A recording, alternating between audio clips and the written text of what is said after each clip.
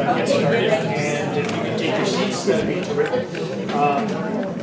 There's still some seats in the back over there, in case anyone is in need. So just to walk you through very quickly the outline for tonight, what I will do, the order shall be, I shall invite the Rafi to represent Lodzer Schule, who will come up and speak. I shall then speak a bit about the Canadian Institute for Jewish Research.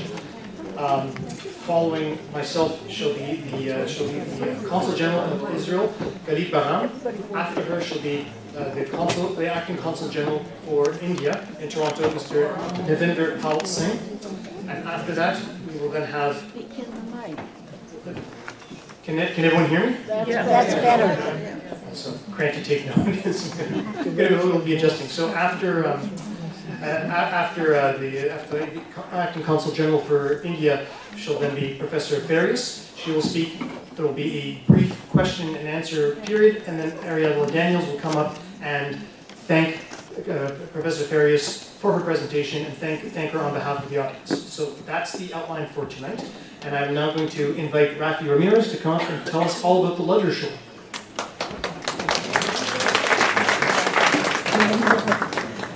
Good evening, everybody. As you can see, I was not prepared to speak. I came from work, and if you remember my name, I work in a high school, and so the students remember me on the first day. I put this shirt on. Next week, I'll change it and see if they remember. Who's been to the Lodzer before? Show of hands. And who hasn't? Oh boy, you're missing something. I joined this about 12 years ago. It is truly my home. I'm paying for it too. The Lodzer was built by survivors of the Holocaust. Unfortunately, many of them have passed on. We are now 70 plus years past the Holocaust. But the remnants of it are still here. The memory is still here. And we're trying to keep the memory alive because we cannot forget it, and we certainly hope it will never happen again. I invite you to come out to events like this. Come out on the Saturday Shabbos service. We have weekday minions. We have Wednesday Bible classes. Whether you know it or you don't, you can join in. We have Hebrew classes for various stages. And of course we have the high holidays, so if you haven't purchased tickets anywhere else, please join us. We have a beautiful choir of 24 people. I think it's the largest choir in Toronto this year. Is that right, Cheryl? Yes. And I think it's, not because I'm in it, I believe it's the best choir as well. All volunteers to boot. So anyways, I'd like to welcome you here. Enjoy it. It's truly an honor to greet the honored guests here and to discuss a topic that is very close to my heart because I have friends who have come from India over the years, Jewish and non-Jewish as well. And it's a vast country with a beautiful history. And I presume we're going to hear some about this tonight. So without further ado, I guess the program will start. And who is the next speaker? You.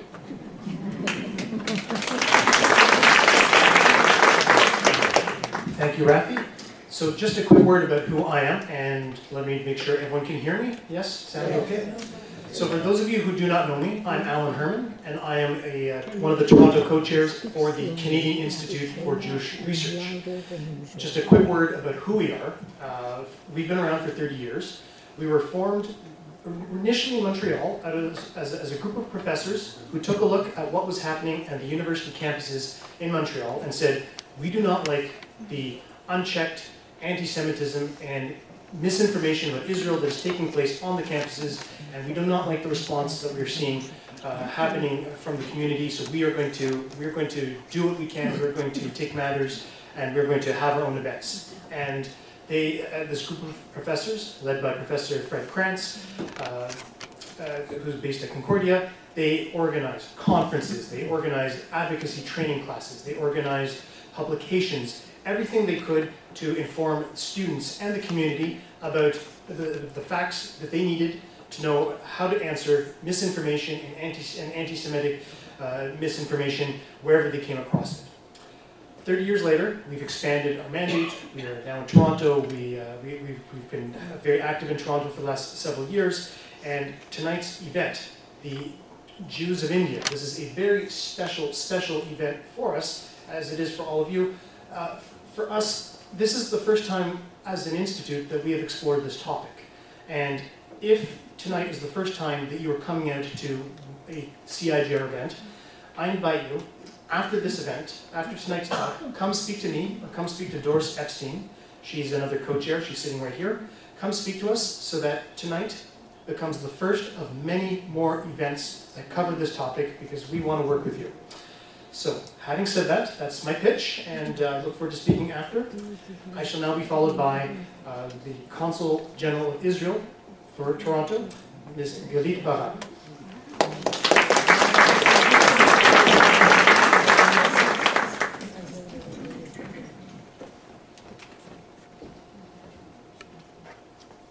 Hello and good evening.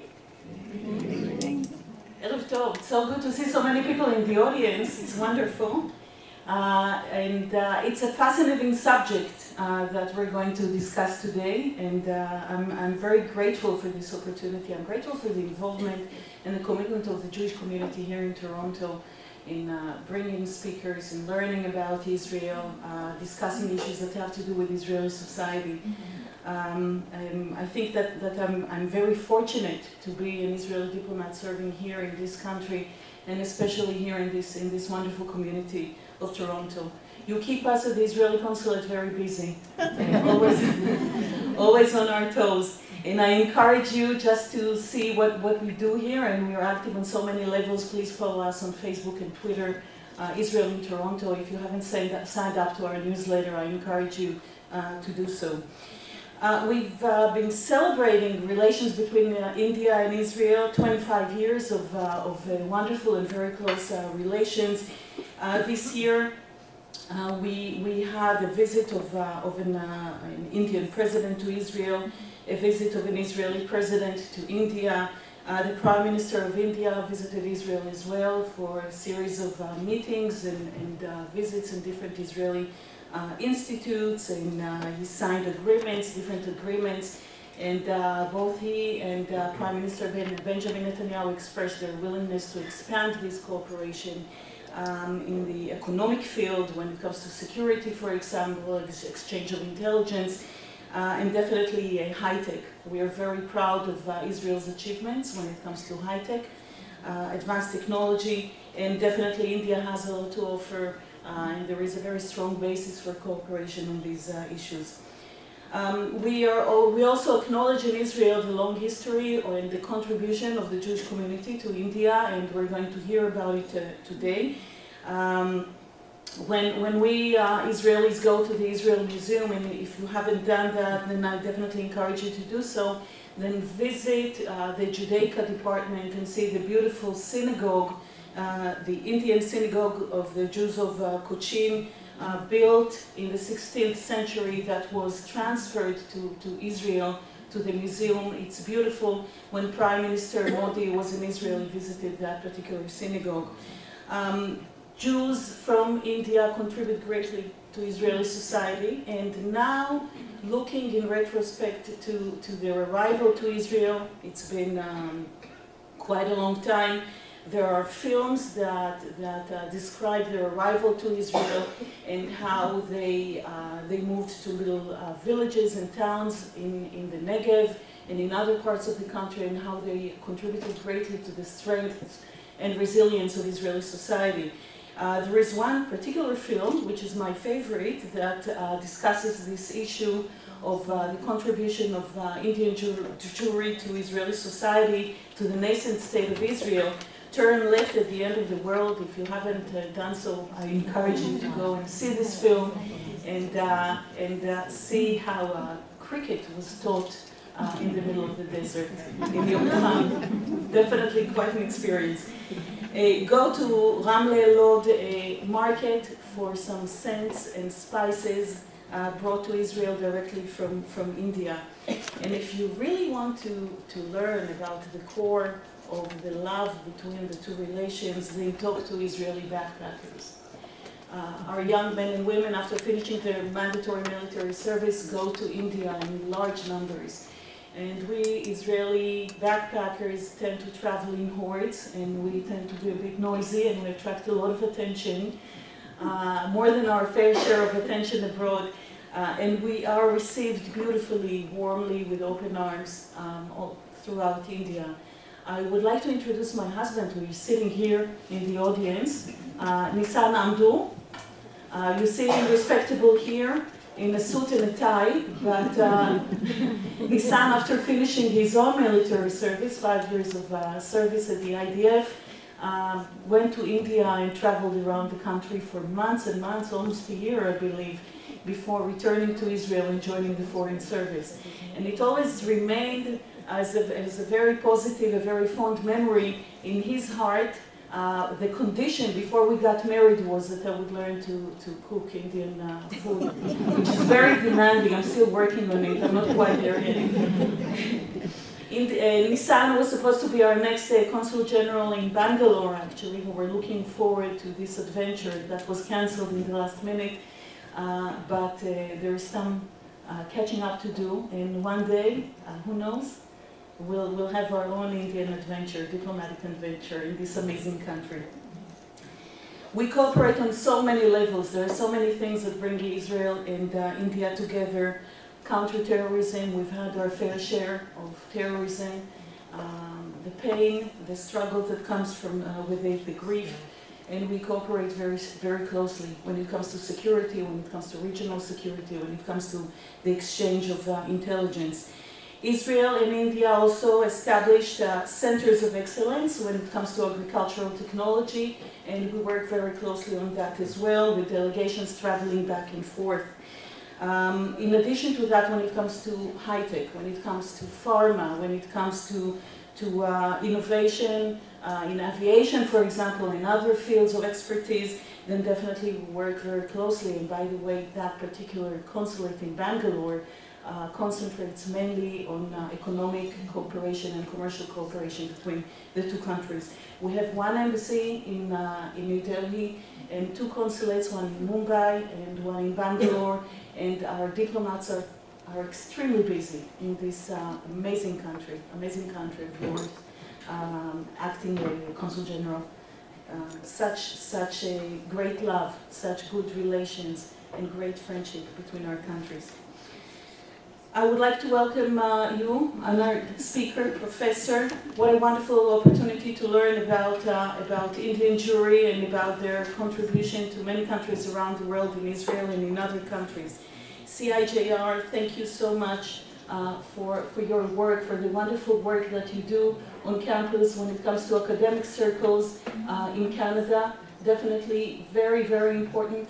And keep inviting us to these events. Thank you. We encourage you and we support you, and you have our love and support to everything that you do. And the Indian Consulate, what can I say? My best regards, warmest regards to my friend, Consul General Dinesh Bhatia, and I'm looking forward to meeting him in the very near future. Thank you so much. Enjoy this wonderful evening, and I'm going to take notes, definitely, Professor.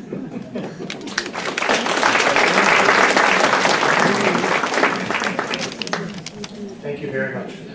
Our next speaker shall be the Acting Consul General for India, Mr. Navinder Pal Singh, and let's give him a warm welcome.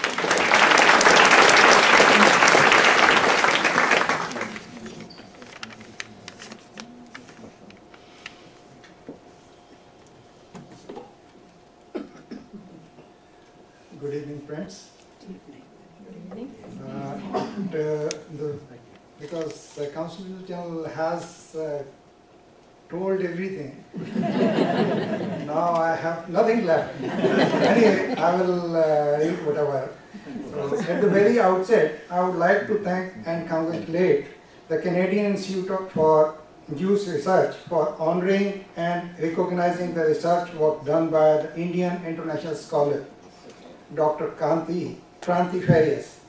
As everyone knows, she has contributed a number of research articles with a focus on Indian Christian nationalism, Indian Christianity, and vibrant Indian Jewish communities. Dr. Farias is a daughter of Cyprian and Alice Alvarez, who had actively participated in the freedom struggle of India. The Jewish community in India is one among the large number of groups and divided into 3 main groups that everybody knows about: these division. And looking back at the long history of association between Jews and Indians, Jews claim India is the most tolerant country in the world and one of the places where they did not have to experience anti-Semitism. Israel and India established full diplomatic relation in 1992 following the establishment of diplomatic relation. An embassy was opened in New Delhi, and the consulate in Mumbai became consulate general. In addition, an honorary consulate operates in Calcutta. Now, our consul general said that they are planning to open their consulate general in Bangalore. Honorable Shri Narendra Modi has become the first Prime Minister of India to visit Israel in July 2017 as part of 3-day visit to mark the 25th years of diplomatic relations between two countries. India and Israel have emphasized that effort should be made to fully utilize the potential for enhanced economic cooperation between two countries. Both countries are committed to enhanced ties in the field of defense, science, culture, and economics. Israel has in recent years become an important defense supplier for India.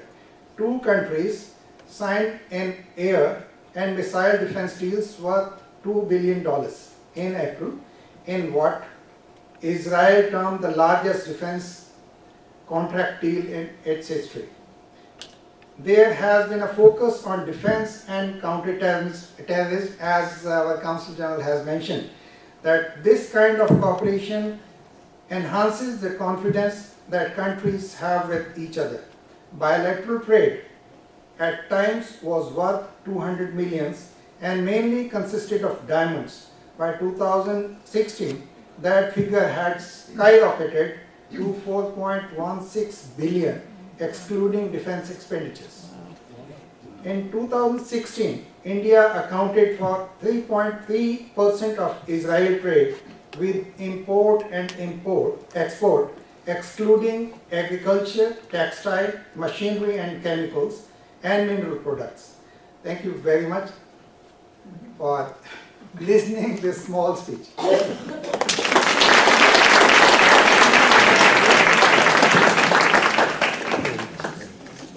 Thank you very much for that. I'm now going to ask Doris Epstein to come up and introduce Professor Farias.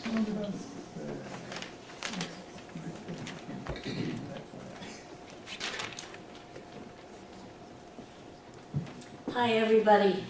How's this? Is it good? Yeah, good. All right. I have to admit that in spite of Hebrew school, years of Hebrew school, and then intense involvement in a Zionist youth organization, an international Zionist youth organization, I had a dim awareness that there was such a thing as Indian Jews. And I think I was pretty typical. Growing up in Canada, Jews came from Russia, my family, from Poland, from Germany, from Romania, from Eastern and Western Europe. And that's what we do. That's what we were familiar with. We had little knowledge of others. So that when Indian Jews began to come to Canada, they were a rarity. In fact, a friend of mine from Mumbai, I don't want to embarrass her, I asked her if it was okay to use her story. I don't see her, but I won't say her name. Comes from a traditional Jewish family in Mumbai, grew up, educated there. All the Chagim, everything we do, of course, there's an Indian cultural way, Jewish way, which we don't have exactly. But basically, we're all Jews and we all celebrate the Chagim at the same time, and we all the landmarks of our calendar and of our life cycle. Well, her boyfriend at the time, later he became her husband, introduced her to his parents. And they took one look at her and said, "She's not Jewish." She can't be Jewish. 5 years ago, I discovered Kranti, Dr. Kranti Farias, when she came to Toronto to visit her daughter Namita, and I invited her to be interviewed on my television program. Well, that was an eye-opener. The discoveries I made that continue to this very day because she's constantly also exploring and keeping me in touch. And the outstanding thing, which is what Mr. Singh mentioned, is that although Jews have been in India for millennia, from King Solomon's time, right, Kranti? From King Solomon's time, there never was anti-Semitism, as Mr. Singh mentioned. Never was there the anti-Semitism that was so rampant and so vicious in Eastern and Western Europe in particular. It will be an eye-opener for you too, those of you that have never really delved into Indian Jewish culture and Indian Jewish life. Dr. Farias was born and educated in Mumbai. As Mr. Singh mentioned too, her parents were Christian Indian freedom fighters in the Quit India movement of 1942. She's an observant Catholic and a scholar, and her focus was first on Indian Christian nationalism and Indian Christianity. But in 2005, sparked by a soon imminent visit to Israel, to visit a friend from Mumbai, she started to delve into Jewish history, Jewish Indian history, and became immersed in it, as she is to this very day. Since then, she's lectured on the Indian Jewish communities in Israel at Haifa University, in Israel, Australia, India, of course, Canada, the USA, and Portugal was the last huge lecture on her circuit. So, you're in for a treat. Everybody, please welcome Dr. Kranti Farias.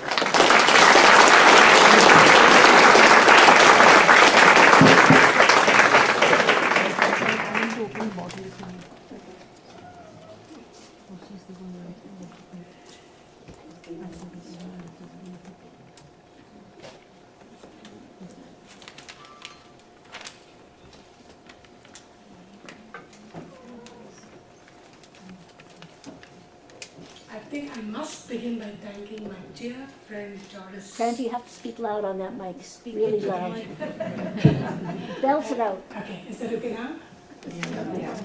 I said I have to begin by first thanking, which That's is good. really not protocol, but I really mean it. I need to thank my friend Doris for this wonderful opportunity that I get to address such a distinguished gathering, beginning with two Consul generals. Oh, that's really wonderful and a great honor to me. Thank you very much, Doris and Alan, for giving this opportunity. And I'm sure I would reward the rest of you with beautiful pictures, images that you can take back when you hear about the Jews of India. Yes, I will begin with my first slide.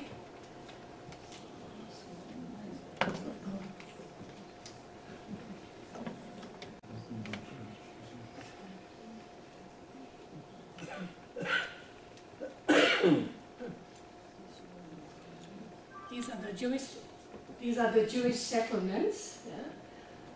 The first being Kerala, then we have Mumbai.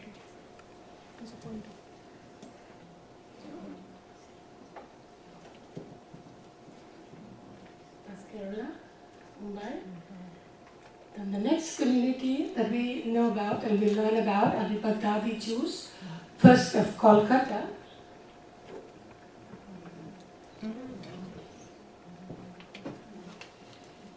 No. Press only the center. Okay, sorry.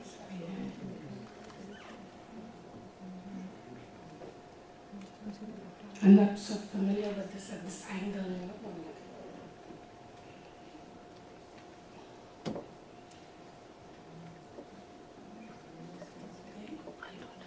Then we have the Baghdadi Jews also of Mumbai.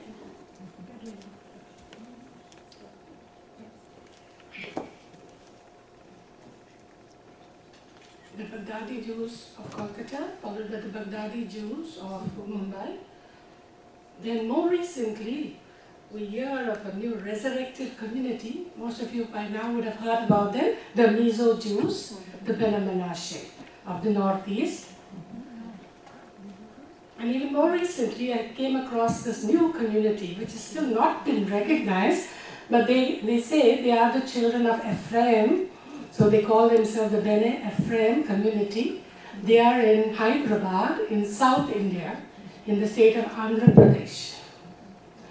And even more recently, I keep adding more and more, because this claim has not yet been confirmed, the Zionist community of Erode in Coimbatore, which again is the state of Tamil Nadu. So these are your communities for you. Next slide, please. So we have the Kochini Jews of Kerala from 70 CE, though they claim that they are already in this country from 722 BC. Having come in during the time of King Solomon, we have the Bene Israel of Maharashtra, also saying that they are here in 70 CE. Baghdadi Jews of Kolkata, who, the first group, the first land to step in was in 1798. Then Baghdadi Jews of Mumbai. We still write Bombay, but now it's called Mumbai, as you're all aware. 1870. Then the Menashe of the Northeast, the Bene Menashe Jews are the Shingalum, circa 1900 years ago. Nothing definite is known about the arrival, but I will explain to you how they come to be called a community. Then the Bene Ephraim community, or the Telugu Jews. Telugu is a community of people, Telugu. Telugu Jews who are in this small village, a little remote village in Guntur state in Andhra Pradesh, which is a big state, but not really a very rich state. Then the Marano Jews I'll also deal with, because I think that would interest you. If you have not heard that we did have Marano Jews, particularly in Goa, and there's an extinct, they're just extinct. But probably a little bit of that information would make you desire to know more about it, because I'm seriously working on greater and in-depth research on the Marano Jews of India. And the Bene Zion community, they say Zion there, Bene Zion community, which is the latest and most recent community of Erode. Next, please. Just to show that this is how they really practiced their faith. This is the Pardesi synagogue that you see. Okay. Now, before this was built, the Kerala Jews were actually in these villages. As Madam had just explained to you, the whole thing has been lifted and taken.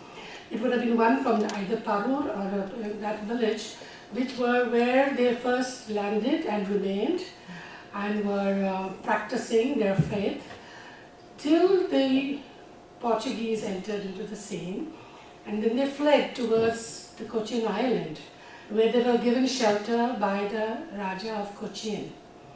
And they were given a particular area, which is now called Jew Street. But again, with the coming of the Dutch, because there was always a clash of trade between the Portuguese and the Dutch, they fled. And they just kind of disrupted in their family life, in their normal life. And the Dutch gave them shelter because the Portuguese are the ones who are going to be evangelizing and Christianizing. So with the Dutch coming in, the Portuguese were defeated. So there was a respite for about 50, 70 years. But back come the Portuguese again. So again, they're just running helter-skelter. Let me tell you a little about these prominent people in this community. These are the Kerala or Cochin Jews. This family is a very typical Indian Jewish family. You see them dressed in sari like myself, and their food habits are just like a typical Kerala. They are known as Malayalis. So the food, because I stayed with them for a day, only for the day, I had dinner with them, and they speak Malayalam just like the locals. They are very happy there. So this is that. You have Mr. Sami Halegua, who is a descendant of the Spanish Jews. The Spanish Jews came in later. So you have the Cochini Jews who claim to have come in the BCs. Before they claim to have become or comprise a community, we have references to the Jews of Kerala in the Bible itself, talking about the Catholic Bible, the Christian Bible, where we talk about King Solomon trading and sending ships to Kerala to procure spices, gold, and they call it elephant's tooth, that is ivory, as you know, gold, silver, ivory, and spices, and monkeys. That, of course, has confused me. I still don't know why they needed to have monkeys back home. I was telling the gentleman yesterday when I was speaking to them in Montreal, I can't figure out why monkeys, but anyway, the monkeys also were taken. So maybe, as they said, maybe to charm like an entertainer. But this is the kind of products that was going there. And this is the, I'm sorry, what has happened, I should have apologized. There was the better file got corrupted, and so you're having the pictures now a little upside down and topsy-turvy, and maybe something would come up, just pop up wrongly. You'll have to forgive me for that. We had no time to check, right? So this picture, yes, he is Babu Joseph. Okay, let me say Babu Joseph. He is converted that synagogue into an apiary. I said, why? Why is that? He said, because there is no minyan there. There aren't people to come to the synagogue, and therefore, now the only one that is actually functioning is the Pardeshi synagogue. I think that's the one everybody is familiar. It's there always in all the pictures, the Pardeshi synagogue. So Pardeshi means foreigners. So it was built by these foreigners, okay, the Spanish who came, and so it was eventually looked after by them, maintained by them. So that is the Pardeshi synagogue. So these are the people. Now, how did they come in? Now, the earliest record is that Joseph Rabban was invited and protected by the Raja of Cochin and given accommodation, and actually a village was given to him as a gift, almost like being a prince. So Joseph Rabban was the very first kind of a chieftain. We don't call him chieftain, we just say like a little Raja. So he was there in that area, and he continued to be in that village area till the Portuguese came in. When the Portuguese came in, it is because of the evangelizing that they had to flee to Cochin, and Cochin was safe for them because of the Dutch, because the Dutch are Protestants, and the Protestants do not go to evangelize. If you're aware of the subtle kind of distinction between our two Christian communities. Now, Joseph Rabban was given this village, and in perpetuity, there are these copper inscriptions which are there in the synagogue. I did not get the opportunity of seeing it because I happened to land on a holiday, but Sani and Aligo told me they are very much there, safe. So I just saw some pictures of the copper inscription, the copper plates actually, giving the village of Anjuma for the Cochini Jews. To him, and also it meant whoever are his followers. Alright, next one. Now we have here the next group, they're known as the Bene Israel. I know I see a couple of my friends here. I'm sure they would probably identify who are my Bene Israel friends here. There they are. Okay? You can turn around and see. There are so many of them.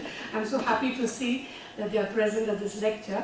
Now the legend is that while they were fleeing from Jerusalem at that time with the fall of the temple, they were coming towards India because the sea route was a known route. See, Kerala was known, so it was a known sea route. They knew about the overland route, but they chose to come by the sea route towards Kerala. And as they were midway near Maharashtra, so that map is earlier, near Mumbai, the ship was the ship capsized, and they were drowned with all the belongings. Now, out of that, 7 men and 7 women survived. They were washed ashore and literally like half dead, but they survived. And they claim that their survival was due to their prophet Elijah. So the Bene Israel have a great loyalty, I say, and they pray to prophet Elijah. So they say that he came and breathed on them, and they came alive. And by then they had moved into the hinterland, into the village, And the Marathi-speaking people welcomed them, sheltered them, and took them in. Now, nothing is known about these people except their practices. How did these people identify them? They noticed that these observed their very, very faithfully the circumcision of the child on the 8th day. They would observe kosher food, the kashrut laws, and they would say the Shema prayer very, very faithfully, calling upon the Lord. And that is all they knew. So on every Saturday, they would close shop, as they say, there was no shop. So they just closed their occupation, which was oil crushing. Now these people must have been from Galilee. So they were the group that came in from Galilee, and the oil crushers. And they would close house, and the villagers say that they were dressed in white, just to show that they were observing the Shabbat faithfully. But otherwise, they did not know any prayer. They didn't even know that there was this Hanukkah festival that was instituted, which goes to show that they would have come in before the Hanukkah festival was instituted. So that is evidence that really and truly they would have come before that. Now, almost 400 years later, even more than that, say about almost 800 years later, you have a visiting Kerala, not a rabbi, he was a merchant, David Rahabi. And when he came to Alibag to do some trade, he found, the villagers informed him that there is a group of people who are, he called them peculiar because they said, or rather, they described these people as peculiar to him because they were so secluded and they just found that their observances, these 3 observances, so faithfully kept, but otherwise they didn't intermarry. See, they didn't intermarry and they didn't mix up their food habits with those of the villagers. So he couldn't believe, he says, is it possible that really is, who are these people? He says, they cannot be children of Israel. So he said, get the women to, come here, and he asked for the baskets of fish to be placed, and he wanted to see what they would do. And he probably, as I said, take your fill. So the women started sorting out, as you all know, you're supposed to have the fish with bones and without scales you do not take. They did exactly that. They just started throwing out the fish that whatever was not to be eaten. So he was convinced that these are truly Jewish, and they were probably the children of the lost tribe. At that time, this lost tribe concept was really not known. But he guessed that they truly and genuinely were children of Jewish ancestry. So he promised to send them 3 Qazis to teach them. Yeah, so the 3 Qazis come to teach them the laws. Now again, we don't hear of anything. The main reason being because of the Portuguese had already taken, come to the hinterland of Bombay, and they would never go where the Portuguese are because they are frightened of becoming, forced to become Catholics. This happens in the 16th century, much later, but this is already the fear. Now, when Bombay was given by the Portuguese to the British as a dowry, that is the time after that is in the 18th century. After that, they felt a little relieved and started venturing forth into the mainland of Mumbai. So mainland means first you would go to Thane, and from Thane you come into Bombay, which is an island. So gradually they came in, but they were not very advanced. They were very humble people. Now when they came into the city, they came in as mechanics and carpenters, and they're very, very kind of, I wouldn't say menial, but I mean professions which were nothing but to talk about. But then comes one great missionary, Christian missionary. Of course, his idea would have been to convert these people. Now this was Dr. Wilson, John Wilson, Reverend Dr. John Wilson of the Church of Scotland, who comes there. I have to explain the thing like that.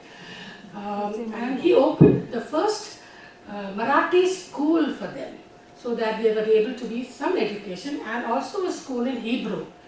So with this you find that with that little education, they were able to step out into Mumbai city.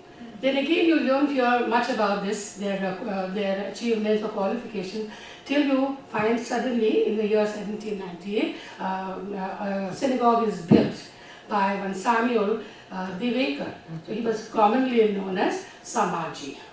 Now all the Bene Israel, since they hailed from different villages, their surnames were typically, their names would be Jewish, Samuel, but the surnames would be hailing, if they hail from a particular village, that was their surname that would be appended to their name. For example, Samuel Devekar, so from the Deva probably, or Kehemkar from Kehim, or you have Borlai from Borlaikar, so you get Borlai. So all their surnames, the Bene Israel, which my lady friend would bear out here, those who are here, the surnames were that. I think Anne, who is this, the father of the community, Kehemkar. I thought somebody was his relative, was it? Yes. I'm Samuel King. Yes, is he your relation? Ariella. And Ariella, yes. So Great-great-grandfather. Yes, so you see that is the Kehemkar. The Kar surname is belonging to. So yeah, like the Gujaratis have Patels, I'm sure you would have known, you have the very typical surname.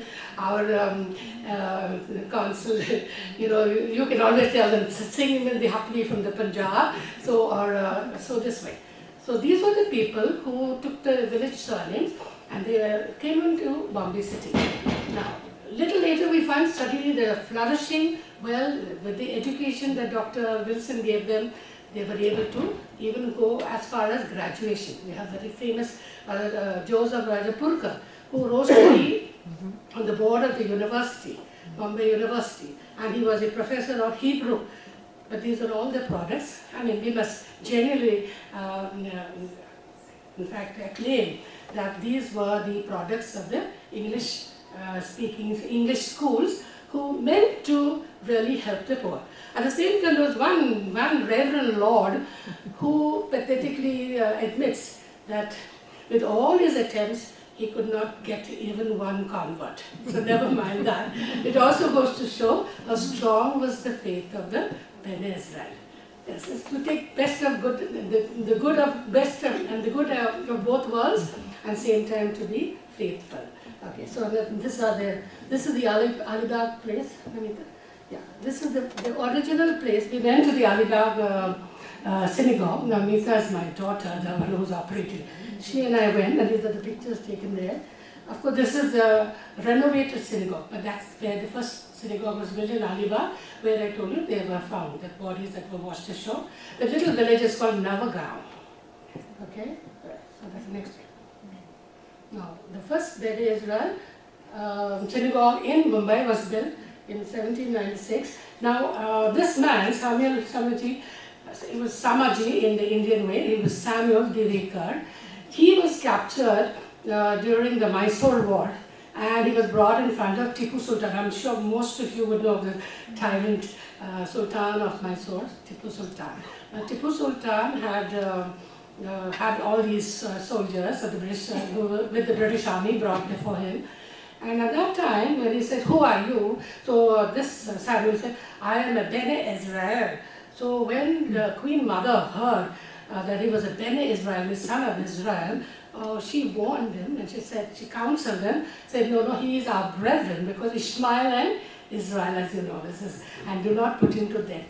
So he was allowed to go back to return to Mumbai, and in an answer, as a kind of a thanksgiving, he builds the first synagogue. So the first synagogue is only built in 1796. Then these are the other ones. His brothers, there's a street named after his brother, Isaji. So you know, Isa is for Isaac, Sami is for Samuel, so these are the typical names, yes. And the next, these are the synagogues in Mumbai. Gradually, it started expanding, so we have a number of functioning synagogues even today. I've been to every one of these. Okay, next one. Now, these are the trustees, the gentlemen there with me in the school. That was the first Bene Israel school, which was known as Israelite school. So these are the present day. This picture is at least now 6 or 7 years old. So we are there. Then we have the Okay, so these are the elders of the community. This gentleman here, and you have to point out, he is David Levy, who is the only one on that Alibag Island just now, on the place, the original home of the Israelites there. Okay, next one. Now you have these Bene Israel, some of them moved to Gujarat. She's a professor retired from Wilson College, the same Wilson College which is named after the Reverend John Wilson. Nina Hyens, her husband was a squadron leader at the, of course, it has to be Indian Air Force only, and they are now retired and retired in Ahmedabad. I'm sorry that picture, but I need to tell them what that is. That is kind of covered. That is Magan David's synagogue in Ahmedabad. And the picture next to them, I'm standing with a group of people who have got 4 or 5 schools in Ahmedabad. And they said, we are the best family. So I said, you are the best family. Yes, I agree, you are the best family. No, we are the best family that, we run the schools. So I thought that B was with a small b. So I said, I agree. I said, you must be the best family. But it was the best with the capital B. So they are the best family. Bene Israel again. I just wanted to make the right thing. Now these are the Baghdadi Jews of Calcutta. The first one is 1798. The Kohens and the Ezras are the ones who came in first. Now, the first one to come was Shalom, a Kohen. These are very difficult for me to pronounce.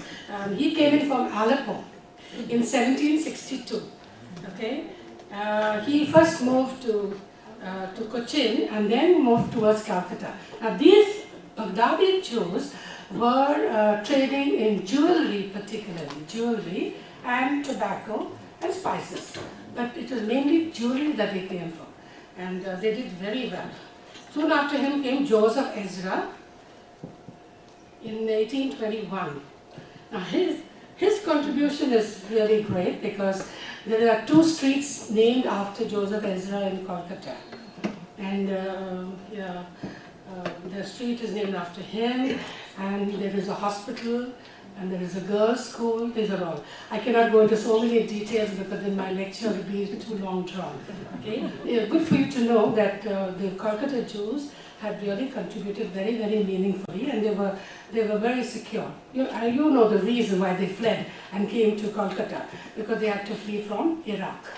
So eventually they made Calcutta home. At its height, there were, as they say, about 20,000 Baghdadi Jews in Calcutta.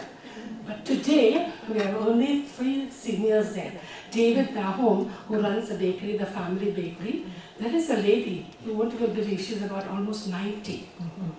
She's flowers, Simon. And we have one more gentleman, he's Ian. Sorry. I just missed his name. Anyway, so these are the 3 seniors, and there's hardly a community of 10 or 12 of them now. There are 3 beautiful synagogues. I think one picture is this one, yeah. These are the 2. You have Magan David and Nevev Shalom.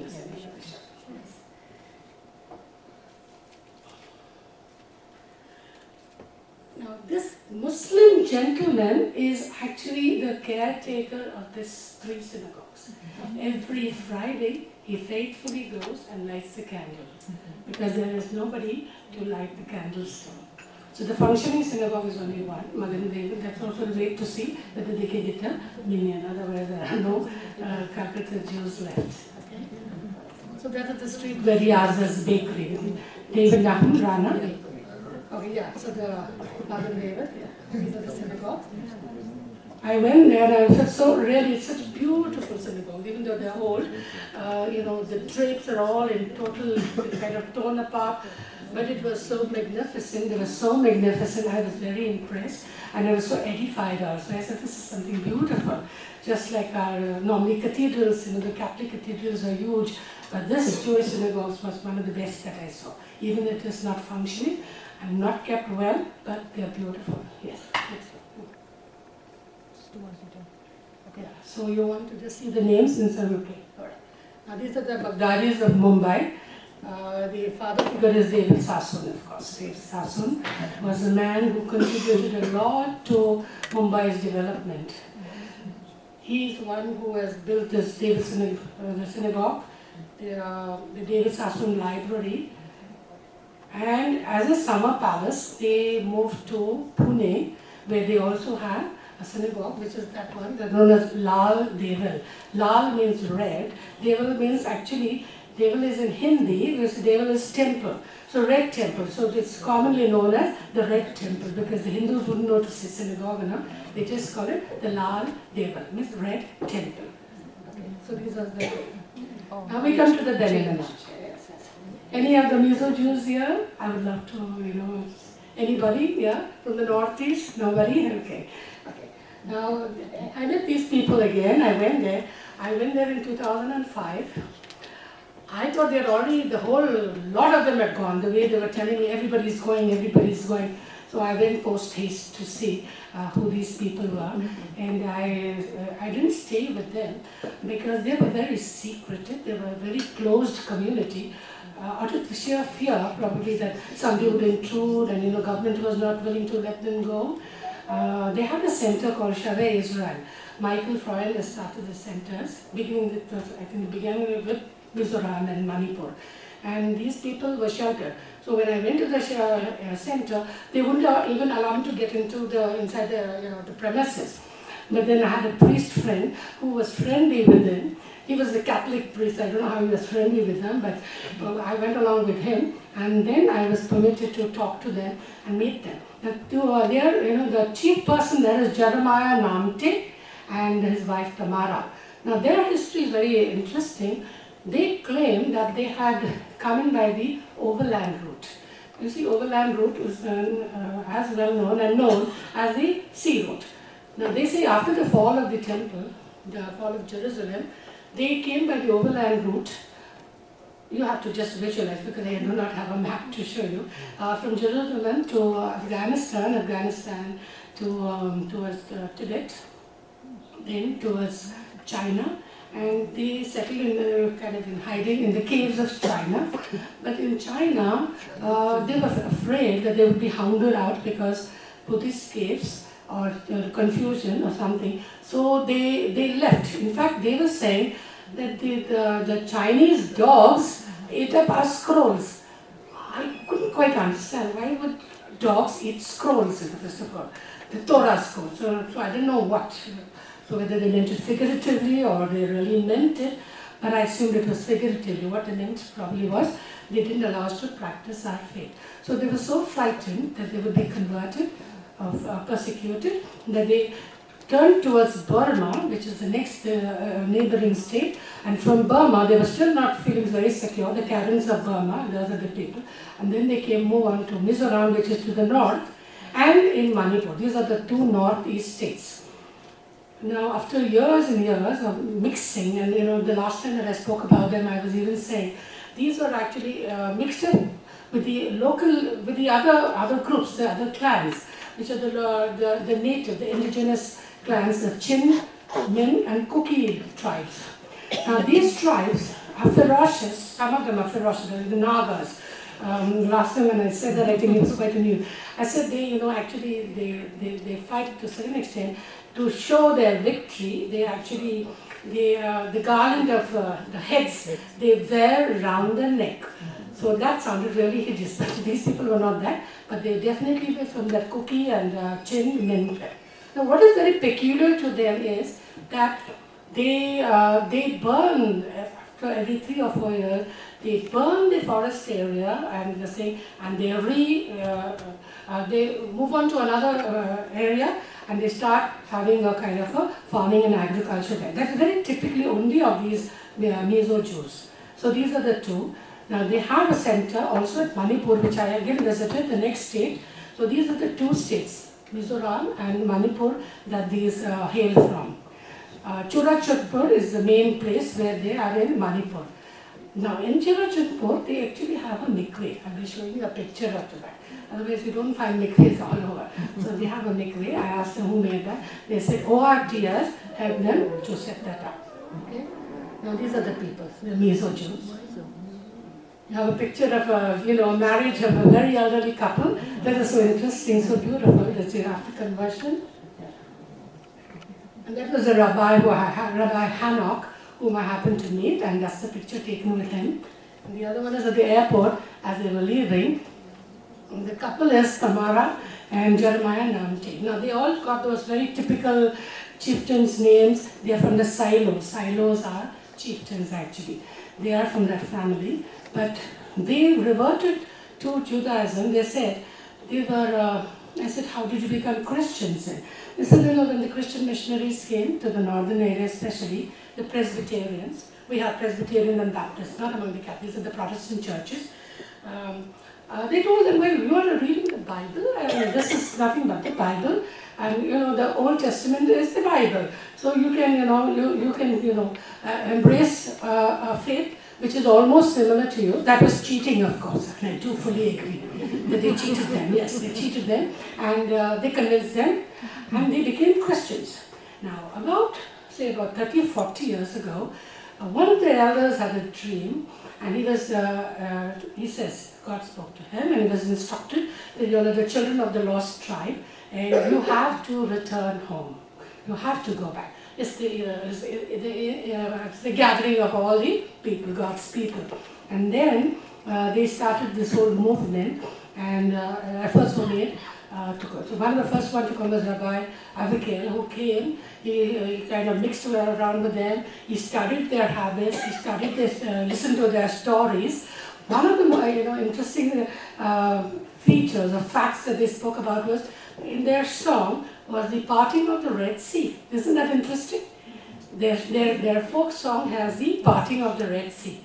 And those are all in their language, so I can't even understand. In my book, I promise you everything will be there when I publish the book. Okay? I am going to publish the book. This is a run through. And in that song, they are talking about the parting of the Red Seas. Now they are told, because Rabbi Avikel, he has given entirely the picture, how loyal, how faithful they have been once they have gone back to Judaism, because he has instructed them.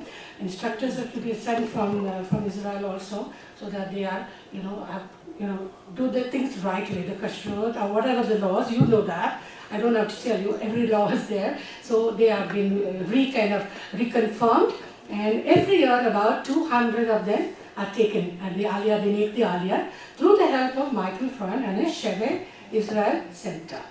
So far maybe at least 600-700 have gone. Only thing is, I felt a little sad, madam, is I think they were not given the best of the areas, but I suppose, eventually they would help develop the data. I can look at it only from that way. That was their complaint to me. And otherwise, by far and large, sir, that's what I'm saying, that the Northeast has been a little neglected area. And that was the complaint. I'm just giving you what they would confide to me, and therefore the reason for having left India. These are the two possibilities. Okay, so that's much for these people. Okay, the next one. Okay, now this is the one which has not yet been recognized. They are waiting to be recognized, and in all humility, I must say I am trying my best to get them recognized. They say that. The leaders of the community, they were actually some pastors' sons, who again claimed that their grandmother said, no, we are Jewish, we are the children of the lost tribe of Ephraim, and therefore we must go home. Go home. So I said, how did you land here then? Then they said, the elder, what is Shamuel Sadok, he said that they are coming from the northern through Mauryan Empire, Magadha, so you would know the area, they are not from the east, and eventually landed in Andhra Pradesh, which is right south. And they would have probably intermarried, which is not, doesn't speak too well of them, because if you intermarry, you lose your identity.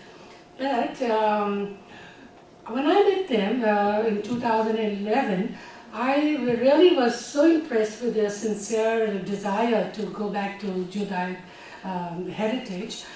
I asked them, give me your story. So they explained that the elders said they are the children of this particular tribe of our friend's children, they say.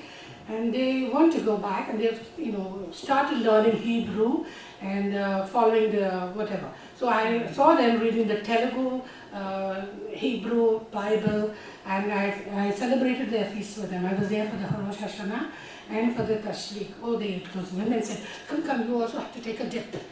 I don't know how I was going to be converted, but they were so sweet, yeah. They made me also take a dip. Dip means, you just do halfway through with your sari, so you'll probably find a picture there. So this is that community, a beautiful, small community. Sad to say, they are actually from the Dalit community. I don't know how many of you are aware, but let me inform you. The Dalits are the scheduled castes of India. Scheduled means we should actually give them a little more importance. Today our president is from that caste, so you see India is progressing. But not everybody is kind to this particular category of people. Said that how did you get classified if you're Jewish? How did you get classified in the scheduled caste, which is not a Madiga? In different states, they are called differently. Some states we call them Pariya or Pariya, and some are called Mahars. Mostly Maharashtra has got Mahars and monks. So when Gandhiji worked with these, he gave them a better name. He called them Harijan. Harijan means people of God. Hari is God. People, Jana is person, people. So, but these people, they were classified as Madigas. In the south, they are either Pariya or Madiga. So I said, how did you get yourself classified? This is, madam, we had no option. The British came with the census, and when they took the census, what are you? We are Magadam. Magadam is people on high. No, there is no thing as people on high. There is no Magadhan word, there is Madiga. So they were just relegated to this Madiga group. Now, that's a sad thing because they are really, really very poor. And I really hope your organization or Kalano would do something for them, because they really need that help. Now, they are educating the children, the sons. He's got one son and two daughters. They're already computer, they have done IT, and they're working at some institute in Bangalore. But otherwise, by and large, they are all very poor people, laborers who just live from hand to mouth. These are the people, you can see by the dress. I happened to be there on Rosh Hashanah, and the police posse came, and they were alarmed, wondering what happened, what investigation. This is the aftermath of the Bombay Kawad House murders.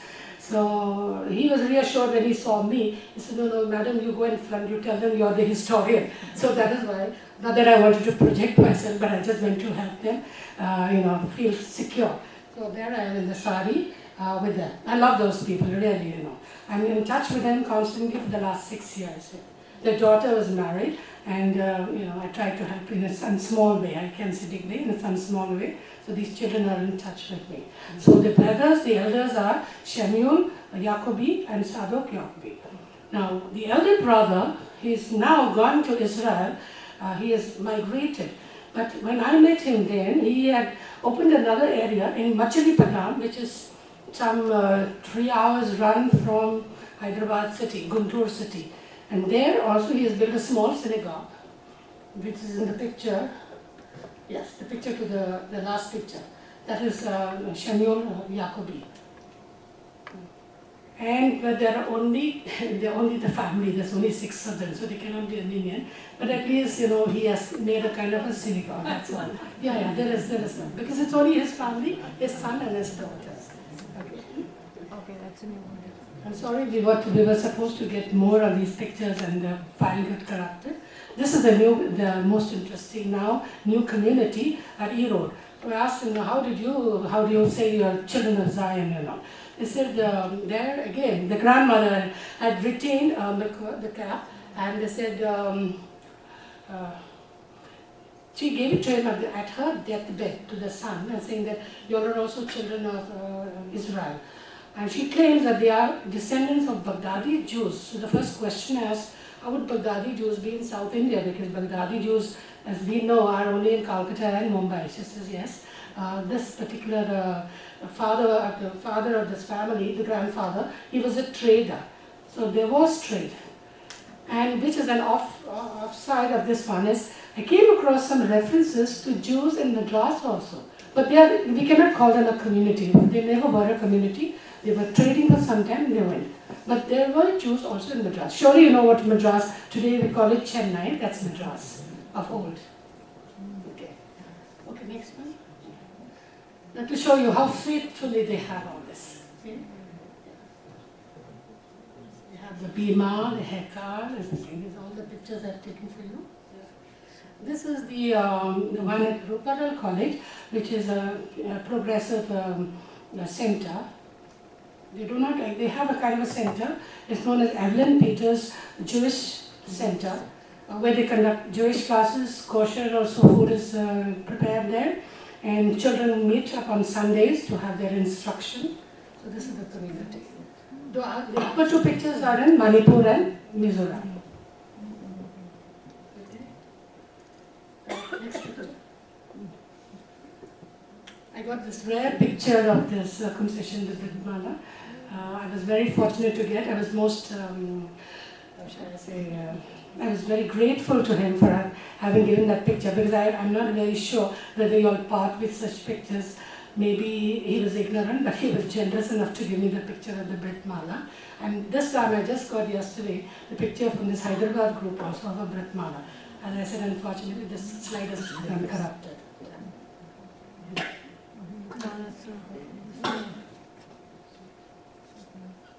This was, I was there present at there, saying.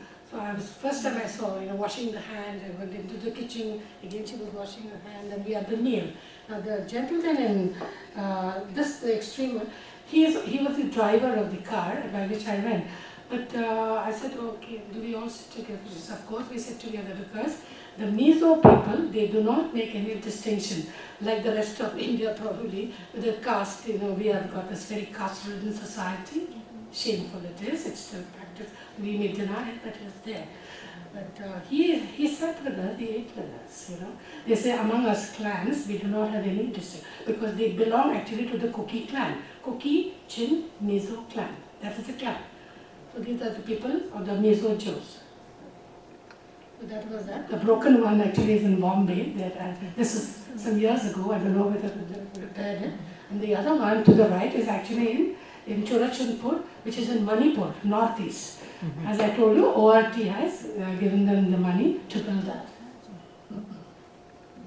Now the typical, Jewish wedding among the Maharashtrian Jews, the Bnei Israel, see everywhere. Culturally, they had adapted and adopted Hindu practices. So here are the Marathi practices. So the bridegroom even has his finger. We would put the ring in the finger, so that long finger with that henna, just to show faithfulness or whatever. So they still have that. So the bride also, that's the Bnei Israel bride. Just the other one is the Mizo couple. Okay. I'll tell you about the grave last. Okay. Now these are the other graves. Bombay. That's the Ahmedabad. Sorry. And again, that is Elijah Moses is in Bombay. And okay, now about this one, you wonder what this tall kind of pillar structure is. Now, this is what I am now actually investigating. I am looking for traces of any Jewish connection with the people of Goa. I am originally, as you say, my ancestors were from Goa. There is the greatest possibility that we could be having, not possibly, we are got Portuguese connection, because Goa, the whole purpose of colonization was to also see and ensure that people stayed on. So they intermarried. That was Alphonse Albuquerque's policy, to intermarry. Now, they also could have been Jewish people, because there definitely is evidence. 15th and 16th century, there were Portuguese Jews. And how do I tell you that? How do I confirm that? because I saw in the records, when I heard about this Portuguese Jew, I confirmed it by reading the records in the Panjim Central Library. Panjim is in Goa, that's the capital of Goa, and in the archives, where I came across a map of old Goa, where is shown Jewish Street. And this is Jewish Street, so you've been to Goa, right? You've been to Goa too? Did you go to that, the Basilica of St. Francis Xavier? Did they tell you about that street? You didn't know. So the street next to St. Basilica, where the body of St. Francis Xavier is in repose in a coffin, the street next to that is the Jew street, the old Jew street. It's called Rua de Judea. It's very much on the map, so you cannot deny that. So I'm now investigating and I'm looking to see whether there is any connection. Because everybody asks, how is that you're interested in Jewish history? You know, like my friends like Doris and Andrea. Andrea hasn't come today. So they, you know, how I got interested in Jewish history. I said, maybe the genes are there. Don't laugh. Why not? Because I have such a love for the whole history of the Jewish people, and also about this whole thing. And I don't know, my daughter probably will say I'm silly, but my son, because Doris has seen a picture, he's very white, like some of you gentlemen, ladies here. He's very white, and therefore I feel that it could be some descent through the Portuguese, which could not necessarily be only Catholic. It could be through the Jewish people who were hounded out, who were exterminated because of the Inquisition. Now, the trail is that there is a scholar, Ben Abraham, who is a Keralite scholar, who is working on this. He has published 3 books, which is a little repetitious, but it's good. If any of you is interested, is Ben-Hur Abraham, who has written about the Jewish people of India. Now he has taken pictures, hordes and hordes of pictures of these kind of dolmens. These are called dolmens, the burial places, to indicate the trail by which the Jewish people, the tribes, particularly not Jewish people, the lost tribes would have come into India. Because wherever they were buried, you will find that there are a series of these dolmens, they call this dolmens.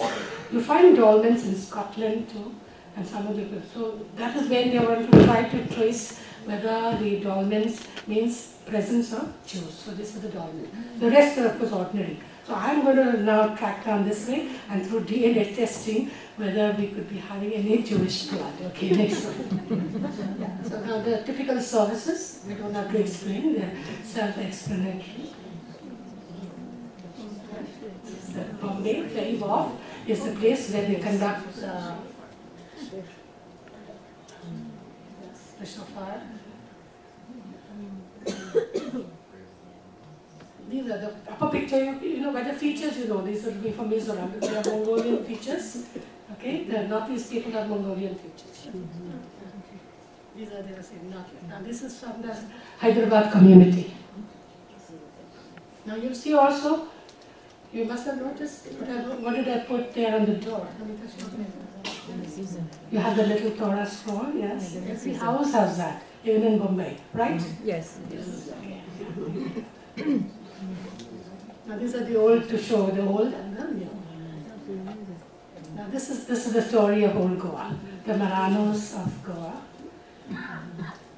They were persecuted just like the Christians. Now, there's a hue and cry everywhere, particularly with this man, Arun Shourie. Yes, sir? You know about it. Arun Shourie, who has been accusing Christian missionary work in India, saying that all the Hindu temples were razed to the ground and the aftermath. You know. Now, I can only sympathize and say it was also the fate of, if the Jews were hounded, it was also the fate of the Christians. You know? So, of the Hindus. The Hindus were harassed, persecuted, and burned at the stake. The Inquisition was terrible, it was known as auto de fe, where they were taken and they were burnt at the stake on charges of either relapsing into into Hinduism, which could be just culturally, like me wearing a sari. I'm wearing a sari so that you identify me as an Indian, and not as a Hindu or a Christian, Indian. But they didn't want that. Portuguese wanted entire, complete change of culture. So when they, on the quiet, if they did have their services, or they didn't keep Holy the Sunday, as the Christians keep Holy the Sunday, so they were able to tell, okay, this man is a Hindu still in practice, though he's converted to Christianity. And these were all collectively taken, put to trial, as it was beginning in Spain. Inquisition, as you all know, started in Spain and we went on to Portugal, and then they introduced it into Goa because Queen Isabella and Ferdinand were their rulers. So the Inquisition came to Goa 1552, and that was the beginning of the terrible time that the Hindus died. Okay? So this is it. Oh. That's the most important one picture.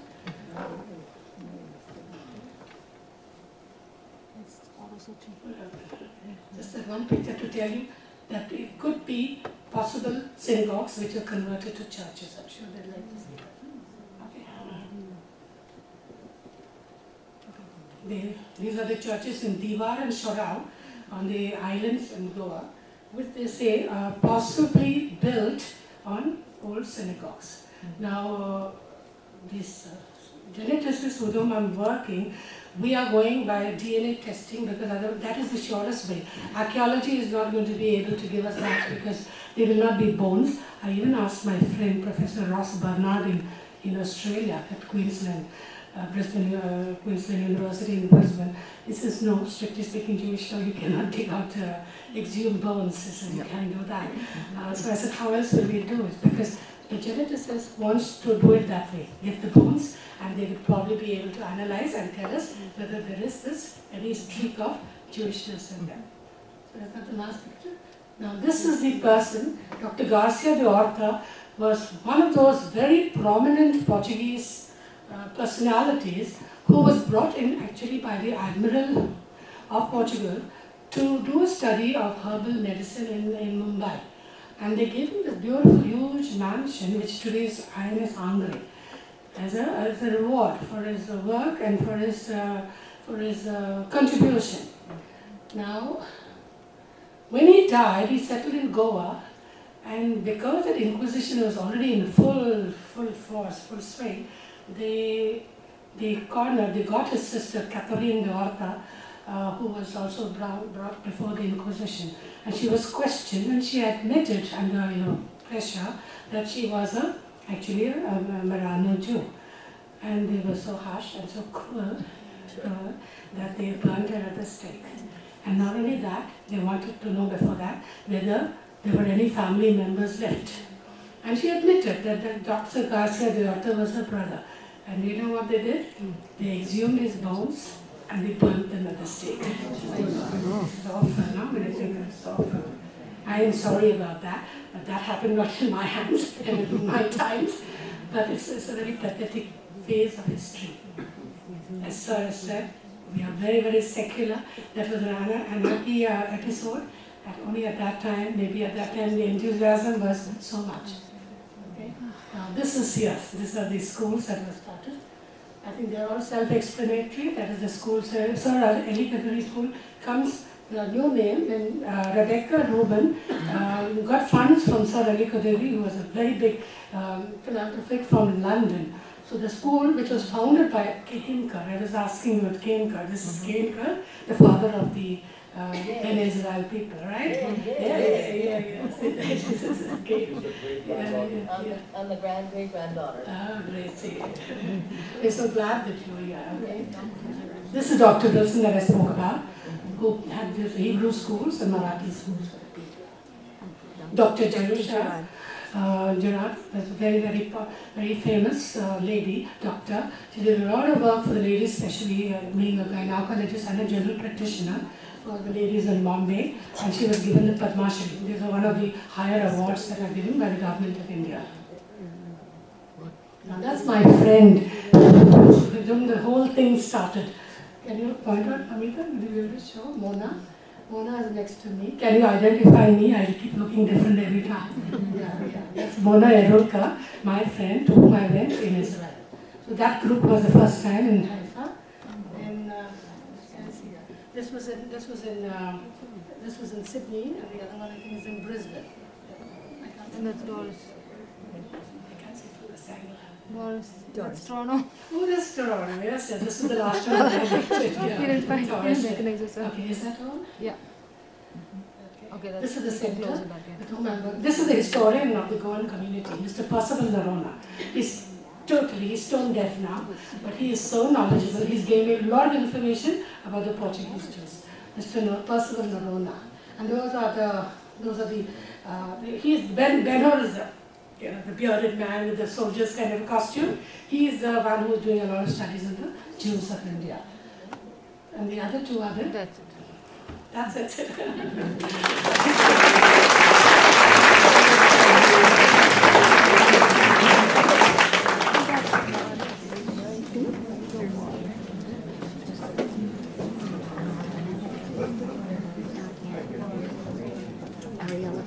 No, a couple quick questions, and then Ariella. Just a couple quick questions. Yeah, we'll have a couple quick questions.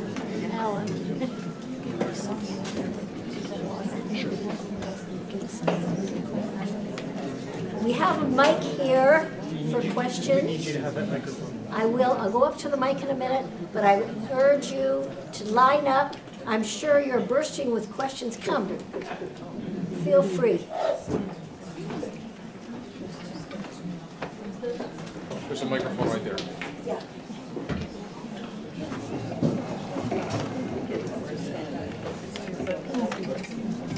Works. It's as though there's 3,000 It's working. years of questioning from the very beginning. Yeah.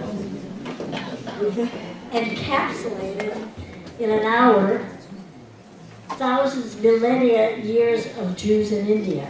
So please feel free to come and ask Kranti whatever your heart desires. Go ahead. Professor, my name is Vita. I've been to Pune 10 years ago. It was business trip, just contact. And my friends told me that I can go to synagogue, so I did learn the Bible. That was a very interesting story they told me, that in Pune there have been like many Jews a while ago, and then Jews disappeared, moved to some other province, and they probably came back. So if possible, wanted to hear the story, if my understanding is correct, if this is really what happened. And the second question is about, I recently learned that we do have actually Indian Jews here in Toronto and Canada. Not sure like, if they have their own synagogue or just don't know. I just recently learned, maybe you know. Okay? The second question I think will be answered by Anne. Anne Sampson will answer that second question. Yes. The first question? Yeah, the first question actually, people are moved. Pune was actually a city, it's like a hill station where the Baghdadi Jews went for the summer because Bombay could be terrible during the monsoon. So they built a kind of a summer home there, and that is how they built the synagogue there. But it's a small community, not so large. There are many Israelis there. I went to that synagogue. It's small and not. I don't think they have too many people attending there. I saw the cemetery too. I couldn't capture all the pictures, it's not possible to do. But basically it was a kind of area where it was a summer house for the Baghdadi Jews, the David Sassoon family, right? And Anne will answer the second question. Yeah, I'll also add, my husband is from Pune. He was born and raised there. And there has been a strong Bnei Israel community in Pune for many, many years. Okay, and still is there. Okay, and they're the ones who are actually running the synagogue right now because the Baghdadi Jews have left. Yes. Okay. With regards to Indian Jews, I'm a founding member of Congregation Bina in Toronto, which is a congregation of Jews from India. And we hold high holiday prayers at Council House, Jewish Women's Council House, and have been doing that since 1979. We established the congregation officially, got our letters patent in 1981. Okay, so we've been around a long time, and members of our congregation are comprised primarily of Bnei Israel from India, and Baghdadi, like myself, partly Baghdadi, partly Bnei Israel, and also Cochin Jews, okay? So we are a mixture, but we also have Ashkenazi Jews who belong and come for services we do only high holidays, Rosh Hashanah, Yom Kippur, Simchat Torah, and then a social event for Hanukkah and for Purim. That's all. Okay, unfortunately, Council House is being sold, and we are looking for new premises. And I'd like to ask you a question. Yes, Doris. How long have you been in Toronto? I've been here for 51 years. You were one of the first then. Yes. What was it like for you? What was the experience like? I don't know if you want to hear that. It wasn't a very positive experience, I can say that. When we first came here, people looked at us and said, no, you're not Jewish, you can't be Jewish. There are no Jews in India. And then I was told, well, you must be a convert. It was all kinds of stories, and they were not very pleasant. It took a very long time for us to actually be accepted into the community. And just to give you a very small example, Ariella Daniels, whose great-grandfather was Kehemker, her grandfather and grandmother came around the same time as my husband and I did. And after the sons, he had 2 sons and 2 daughters, and the eldest son was at York University, and he developed hepatitis and died within a couple of days. And at that time, as new immigrants, we couldn't afford to belong to any synagogue with the way the fee structure was. And we were looking for a burial plot in the Jewish cemetery for this boy. And all day, my husband and another friend of the family ran from one Jewish organization to another, begging for a burial plot, and nobody would give us one because they said, how do we know you're Jewish? We can't bury you in a Jewish cemetery.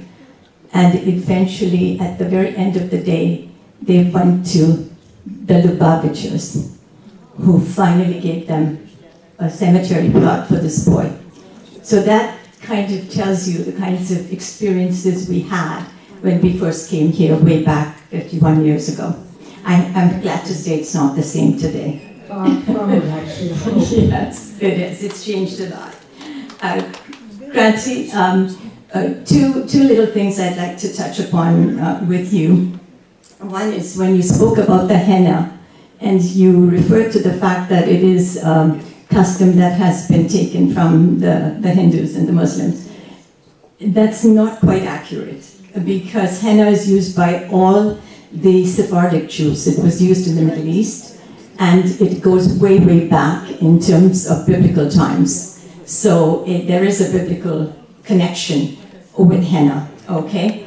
I can tell you more about that later. With regards to the arrival date of the Bnei Israel in India, I know that a lot of people go with Shalom, with Kehemker's date, but there is a treatise on the origin and early history of the Bnei Israel of Maharashtra, written by Shalom Samuel, okay? And if you read his treatise, which was published in 1963, he really does a very in-depth research and traces historically the route that the Bnei Israel came to India. And he concludes that they came probably much earlier, 732 to 730 BCE, which is much before the 70 CE that you had there. And the reason, one of the main reasons he gave was the fact that they knew the Shema, but they only knew the first part of the Shema. So when we say the Shema, we say the first part, Shema Israel, Adonai Eloheinu, Adonai Echad. Well, that's all they knew. If they had been living in Jerusalem during the time of the temple, they would have learned the entire Shema as we know it today, because the Baruch Shem was engrafted or added to the Shema during the time of the Second Temple, and it was recited 3 times a day. And that would have been memorized, and they would have remembered that. It's just one small item, but there are several others, and we can talk about that later. Okay, but beyond that, I have to say thank you. I learned a lot about those new communities that I have never seen, and that emerged long after we left India. and thank you, Anne.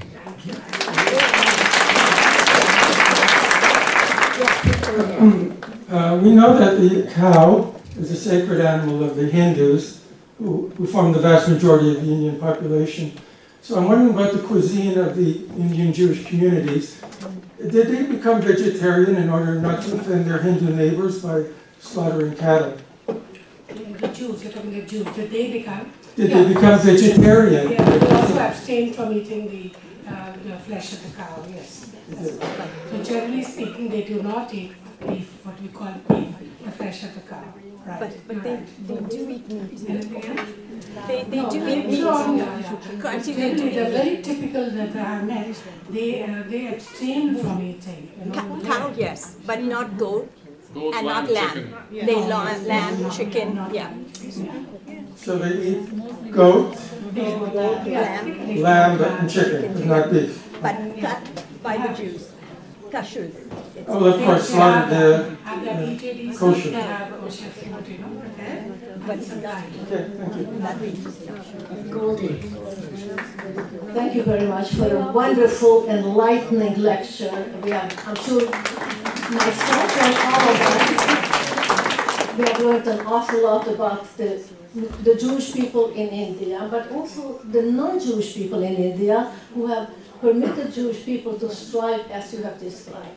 I have many questions, but I will not bring my questions to you now because it will take an entire evening. But instead of questions, I would like to make an announcement. Recently, on August 18th, and Doris was a part of the delegation that we have taken to the Consul General, Dinesh, what was the second name? Dinesh Bhatia. Yes. And we had a wonderful visit, learning a lot about India, but the Consul General has also shown a lot of interest in the history of the Jewish people. We felt that the Indian people, not only the Jewish, but the non-Jewish Indians, would be interested in learning more about the Jewish people's history and the Jewish people's rights. So what we did, we took two gifts to the Consul General. One was the scroll of the Balfour Centennial, the Balfour Declaration, which was made 100 years ago. And we also took an important document, a book called The Jewish People's Rights to the Land of Israel, written by a lot of people, very well known by a lot of people here. His Solomon Ben Zimra. Solomon Ben Zimra. We took his book, which is very recognized even by the legal department of the government of Israel, and we gifted it to the Consul General. And the message I have for the Indian people, if they're interested in learning about the Jewish people's rights and the Jewish people's history, we are more than happy to supply any number, even 1 billion copies of the book for the Indian people to learn more about us. Thank you. If you're more interested, talk to us after. This is our last question. Hi, Miriam Daniels. I just want to know, there have been Israelis that were in Karachi. Did you ever research that part? Because my mom, Aliyah Shalom, was from Karachi. And there's a big cemetery. We're trying to figure out how to take photos of it and things like that. So do you know of anything how we can go towards that part of? Cemeteries in Karachi, because Pakistan is a little difficult. That I suppose to the consulate is something you'd have to approach. I mean, that would be my sincere advice. But what I'm doing, this DNA testing is, we're trying to go through the documents and through DNA testing to see the route that was taken. And maybe that's how they would have landed in Karachi. Well, I know that they had come to They had come to Maharashtra, and then they went to. They spread around, so because they use the Maharashtrians' last names, like Kahim Kar, Nomadekar, and stuff. Those are the last names. But I'm just asking if any research was done, so we can have more information of the Bnei Israels of Karachi. No, actually, Dr. Shalva Wade, who's also doing a lot of study on the Bnei Israel, she is at the Hebrew University of Jerusalem, but she has also covered the same. She hasn't moved that side. I think I have gone at least into the Erode community now, and maybe I'll take that up. maybe sometime. Not No, so because soon. we had But like, yeah, but really, I think that's interesting, and maybe we could. during But the, I think that I don't know whether it's going to be easy, because I was talking to the mayor of Montreal. We met the day before yesterday, Alan D'Souza. He said he was from Quetta, and he's from Karachi, in other words, from Pakistan. a few years ago, we met, my husband and I met a Chabad rabbi who was part of the American Army, and they were stationed in Afghanistan, Karachi, and they did not know there was a Jewish cemetery there, so that was a lost chance at that time. Yeah, you'll have to go, I mean, you'll have to go to the usual channels. I don't think you can just land up there. Yeah. You know, India has been more, we are more open, we are very, I think, shall we say, encouraging. I don't think they have any problem or stumbling blocks. Yes. But I'm afraid I can't help you, Miriam, on that. I know, it's okay. I'm just asking a question. Thank you. I'd like to call on Ariella Daniels to come up to the Bima. That's my daughter. Ariella Daniels, the daughter of Indian Jews, the granddaughter, the great probably. Great.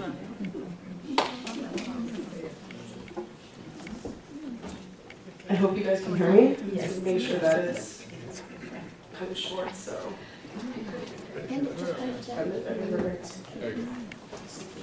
So I wanted to thank Dr. Kranti Farias for coming to Toronto and to share her research and everything that she shared with us today with all of us. I think as a member of the B'nai Israel community and as somebody who's had a lot of conversations about my heritage with others, there's a big audience here in Toronto that's just waiting to learn more about Jews of India, and just a lot of questions coming from the city. So honestly, we would love for you to also come back and share more with us. Honestly, it's so great to hear you today and to see the love you have for what you do, and to see the love that you put into the research that you've put together in this presentation. And it's very clear that you're passionate about the history of Indian Jews and being a non-Jew, and seeing your commitment to that is just so beautiful for me to see that. Seeing this, of course, and seeing the presentation of the different pictures. My first time to India was in 2015, and seeing pictures from the synagogues that I got a chance to visit for the first time, and to hear more stories from those different places meant a lot to me personally, and I'm sure it meant a lot to many people here who came and took the time to listen to you speak.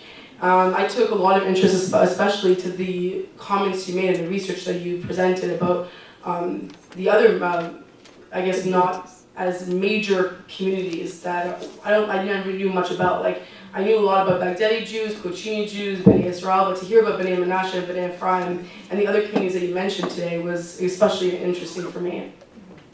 Today I was actually asked to share a little bit about my background, being a Toronto born and raised Jew from India. I have a little bit of a different narrative, growing up here and growing up in Toronto. So my parents are actually both immigrants from Mumbai. My parents were born in Mumbai, and my mom's family left when she was 8 years old. They moved here to Toronto. She's been here for 51 years, just like Ann Sampson here mentioned. My grandfather was one of the founders as well as with the Bina congregation here, and my grandmother was born in Karachi pre-partition, and I grew up really hearing the stories of her life and her passion of being an Indian, her passion of being a Jew from India. And I really grew up sitting every Shabbat, sitting next to her and hearing these beautiful stories from her of the rich culture that I came from and the heritage and my ancestry. And to me, it was rooted into my upbringing and really rooted into how I was raised as a Jew here. My father's from Israel. He was originally born in Mumbai, but when he was 15 in 1968. He moved to Israel. Two of my uncles, his older brothers, fought in the 6 Day War, and after that war, my grandmother said, "No, we have to get up. And we have to go to Israel." So, coming from a very Zionistic family, a pro-Israel family, my father also fought in the Yom Kippur War and First Lebanon War, and me, myself, I am a result of those two narratives. A person who moved 50 years ago to Toronto and experienced a lot of prejudice, unfortunately, from the Jewish community, and mentioned the incident with my uncle and finding him a burial site here in Toronto. as well as, of course, situations in the internal community, the Jewish community, as well as the external Canadian community, and obviously the idea of Indian Jew is very new to a lot of people, especially 50 years ago. So growing up with that narrative, as well as the narrative in Israel, of course, being Zionist and moving to Israel, but also having an interesting, unfortunately, some negative experiences moving to Israel in the 60s and becoming a Sabra, that whole development. But something that I was always raised with, even with those difficulties of the past, was that we always have to focus on the future, focus on the positives, and focus on the fact that we're part of this great nation, the Jewish people. And that's something that I'm very happy I was raised with. Growing up and hearing my dad, he was a chazan here in Toronto, and he was a chazan back in Israel, and just hearing the different tunes and the different traditions that our ancestors brought for thousands of years, brought till now. That's something that really pushed me to work on succeeding in everything I did. To me, being a B'nai Israel Jew represents, being a spiritual person, being a person that represents thousands of years of history, of Jewish history, going back 2,000 years, and to me, it's what really brings me in being passionate about being involved actively in this community. And my mom, and we have Shai Abraham here from UJA as well, and we have Orly Joseph, who's very involved in the Jewish community. I really feel like being part of this community was really rooted in the purposes and the reasons why we're really active in the community, in the greater Jewish community. Growing up, like Anne mentioned, it's gotten better, obviously, for the new generation, but I always like to remind people that is because of all the sacrifices my grandparents and parents made in order to make sure that my life and my upbringing and my childhood would be free of prejudice as possible. And we have many people telling their stories to make sure that ignorance is vanquished and that we can share each other's stories. But it still exists. Going to university, going to Jewish school, and hearing people ask me if I'm Jewish. I'm like, why would I be in a Jewish school unless I was Jewish? That was really funny. But in university, just on the first day I remember the first day of university and being asked with the regular Jews on campus if I'm Jewish. And I was very confused to why they'd ask me if I was Jewish. Why would I be here if I wasn't Jewish? But something that I did on my university campus, I was very involved with Israel advocacy. I was involved with a movement called Hasbara at York. Now I work for Hasbara Fellowship, it's an Israel advocacy organization. And people always ask me, what's your story? What brought you here? Why do you advocate for Israel? Why are you involved in Israel advocacy? And as my involvement evolved, I realized it's not just to advocate for Israel and the state of Israel, but it was also to advocate for the Jewish people and for Jewish diversity, for example. And it evolved from becoming I want to share my passions about Israel and teach people about Israel to I want people to know that Jews are diverse. Jews have different faces. We come from different places. Our home, we're indigenous to Israel. But we're spread around the diaspora, and my family was spread to India, and now Canada. So I had a lot of instances on university campuses where students would come up to me while I'm tabling in Berry Hall and ask me, why are you with the Israel Club? You're not Jewish. And I would say, yes, I actually am. I'm a member of the B'nai Israel community.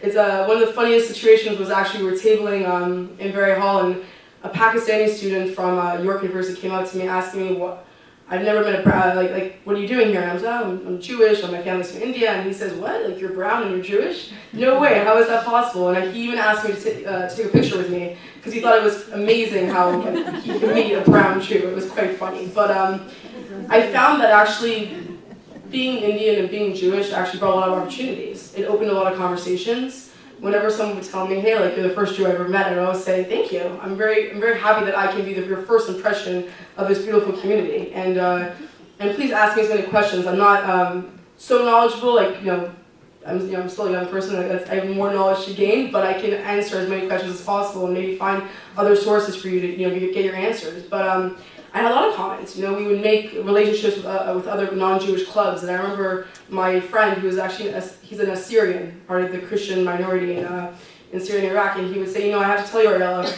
a year ago when I first saw you during Multicultural Week at York University, and I saw you dancing with the Israeli flag with all your Israeli and Jewish friends. I was so confused to why there was an Indian dancing with an Israeli flag. Little did I know you were Jewish and you were Israeli. So, you know, conversations have to be made, and this is a start. This is honestly a start, and what I would have to say is thanking, you know, the professor for speaking, but also thank you CIJR for hosting this event for us, and for starting a conversation that, you know, is overdue to be made. And when I heard this event was coming up, I literally, you know, told all my B'nai Israel friends and family, hey, we have to go to this because, you know, it's time that others hear our story, and it shows to be a start for other Jewish narratives to be talked about. And, you know, this event is the beginning of a conversation about Indian Jewry, and it's the beginning of a conversation about Jewish diversity. And and I think you made a really good point, because it also speaks to the fact that to break down that myth that Jews are white. Yeah, exactly. I'm Jewish, I don't look white. Yeah, one of the biggest, yeah, exactly. One of the, like, going back to that, like, one of the biggest anti-Israel claims is that, you know, Jews are white colonialist Europeans who, you know, came to Israel and just occupied the land. You know, no one made that claim to me because they couldn't. But no, I just have to say, like, this is honestly a start of a great conversation. I have a lot of friends and family who would be willing to come to another event like this. And I would also have to say that there are many B'nai Israel Jews in the crowd right now. They want to raise up their hand and, you know, proudly. And yeah, honestly, clap for them, but also ask them questions. They have a narrative. I have a narrative. We all have our individual stories to tell, and you also have your individual stories to tell. And, you know, I hope that this type of event and future events will start a trend of us talking about ourselves to each other and actually ask each other questions, and that way we can learn from each other and learn that, you know, we should be proud to be Jews, we should be proud to be Jews of India, but we should also be proud to be part of a mosaic nation, the Jewish people, and unite on that one front. So thank you, and I just hope this starts a trend.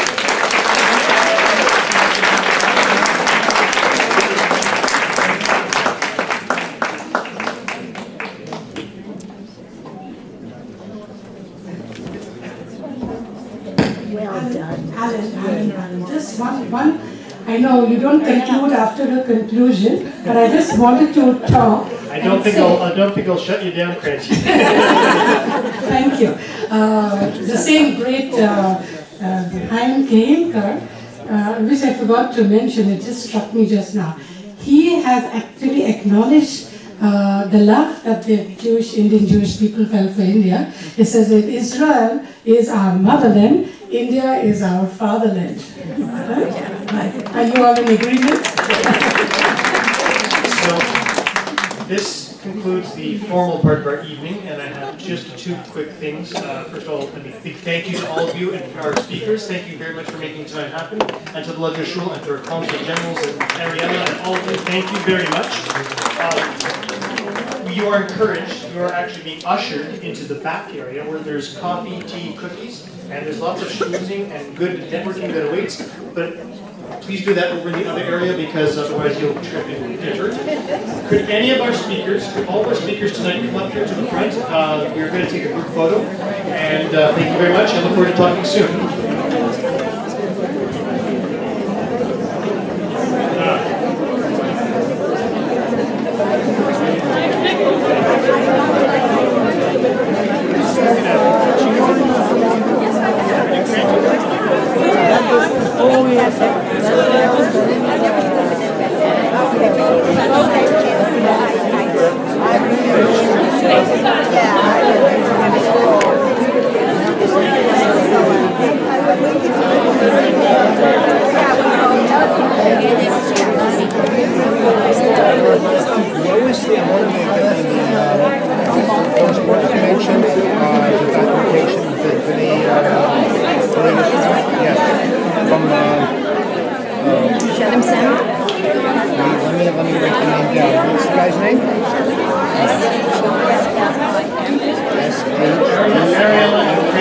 Ariella Daniels and Kranti, could I get you to the front?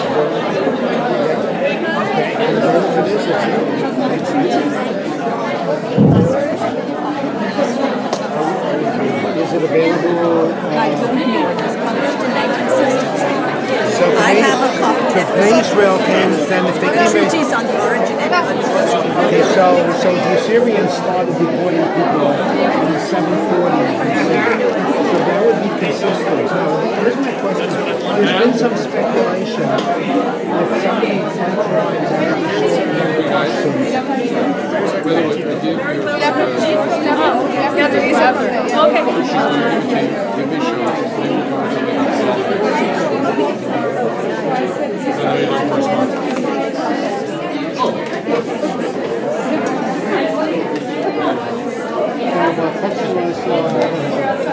if somebody centralized there's a guy in Toronto, filmmaker, so he's got this You live in Toronto now? Or? Yes, I'm sure you miss India to some extent. So what's your... I cook Indian food. Really? I'm a chef. So I teach cooking. So part of it is we teach Indian, we teach Filipino, we teach because it's in the high school. So we're trying to educate the children that it's not only hot dogs and hamburgers and chicken. That's interesting though to have that as a... The kids, since our kids come from all countries, we have a deal with them that they have to present their country of choice and bring food. Rafi, can I get you just to... I just wanted this shot. If you get that better. Swollen hands, I know. The photographer's going to send me, I got her my email, she's going to send me some pictures, I'll forward them to you.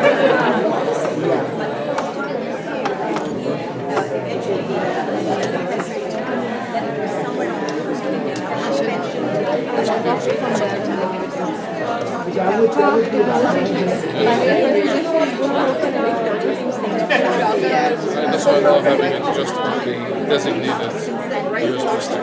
Just that thing else. No, I don't.